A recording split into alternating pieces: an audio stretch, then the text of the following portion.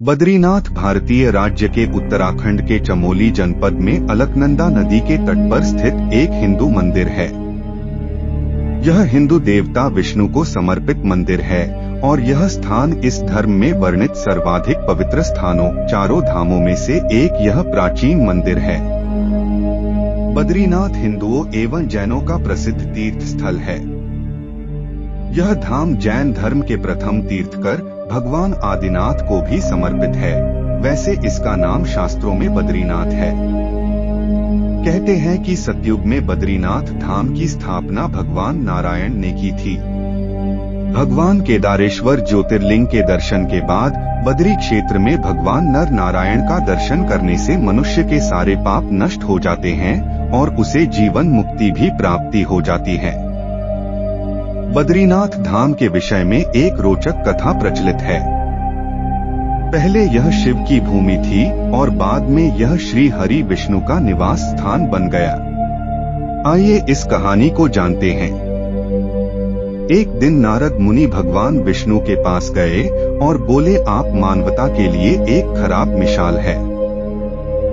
आप हर समय शेषनाग के ऊपर लेटे रहते हैं। आपकी पत्नी लक्ष्मी हमेशा आपकी सेवा में लगी रहती है और आपको लाड़ प्यार करती रहती है। इस ग्रह के अन्य प्राणियों के लिए आप अच्छी मिसाल नहीं बन पा रहे हैं। आपको सृष्टि के सभी जीवों के लिए कुछ अर्थपूर्ण कार्य करना चाहिए। इस आलोचना से बचने और साथ ही अपने उत्थान के लिए भगवान विष्णु तप और साधना के लिए सही स्थान की तलाश में नीचे हिमालय तक आए। भगवान को भी ये सा करना पड़ता है। वहाँ उन्हें मिला बद्रीनाथ, एक छोटा सा घर, जहाँ सब कुछ वैसा ही था जैसा उन्होंने सोचा था। साधना के लिए सबसे आदर्श जगह लगी। फिर उन्हें एक घर दिखा। वह उस घर के अंदर गए। घुसते ही उन्हें पता चल गया कि यह तो शिव का निवास है और वह बड़े खतरनाक व्यक्ति, और अगर उन्हें गुस्सा आ गया तो वह आपका ही नहीं खुद का भी गला काट सकते हैं। ये आदमी खतरनाक है। ऐसे में नारायण ने खुद को एक छोटे से बच्चे के रूप में बदल लिया और घर के सामने बैठ गए। उस वक्त शिव और पार्वती बाहर कहीं टहलने गए थे। जब वे घर वापस लौटे तो उन्होंने देखा कि एक छोटा सा बच्चा जोर जोर से रो रहा है। बच्चे को जोर जोर से रोते देख पार्वती के भीतर मातृत्व जाग उठा और वे जाकर उस बच्चे को उठाना चाहती थी। शिव ने पार्वती को रोकते हुए कहा कि इस बच्चे को मत छूना। पार्वती के कहा, कितने क्रूर है आप, कैसी नासमझी की बात कर रहे हैं। शिव बोले, ये कोई माया है। ये खुद ही हमारे दरवाजे के बाहर कैसे आ गया। आसपास कोई भी नहीं है। बर्फ में माता पिता के पैरों के निशान भी नहीं है। ये बच्चा है ही नहीं। पार्वती ने कहा, आप कुछ भी कहे, मुझे फर्क नहीं पड़ता। मेरे अंदर की माँ बच्चे को इस तरह रोते नहीं देख सकती। और यह कहकर वे बच्चे को घर के अंदर ले गई। बच्चा पार्वती की गोद में आराम से था और शिव की तरफ बहुत ही खुश होकर देख रहा था।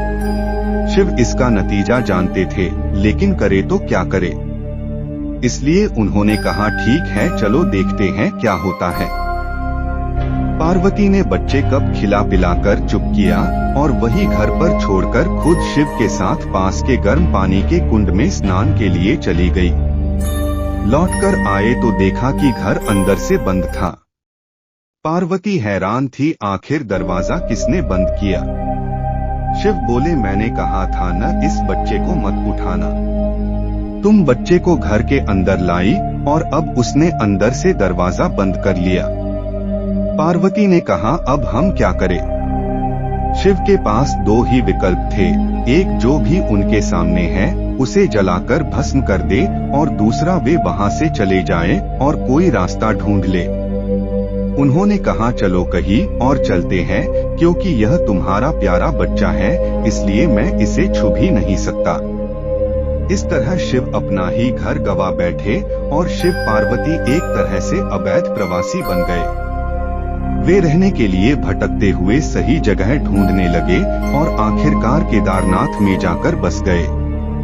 आप पूछ सकते हैं कि क्या वह इस बात को जानते थे? आप कई बातों को जानते हैं, लेकिन फिर भी आप उन बातों को होने देते हैं।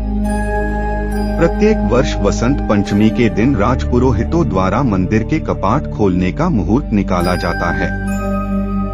इसके बाद उसी तय तिथि और समय पर बद्रीनाथ धाम के कपाट खोले जाते हैं। इसके बाद अक्टूबर-नवंबर तक भगवान श्री विष्णु के इस अलौकिक धाम की यात्रा चलती रहती है। बोलिए हरिओम। जय हो भगवान विष्णु की।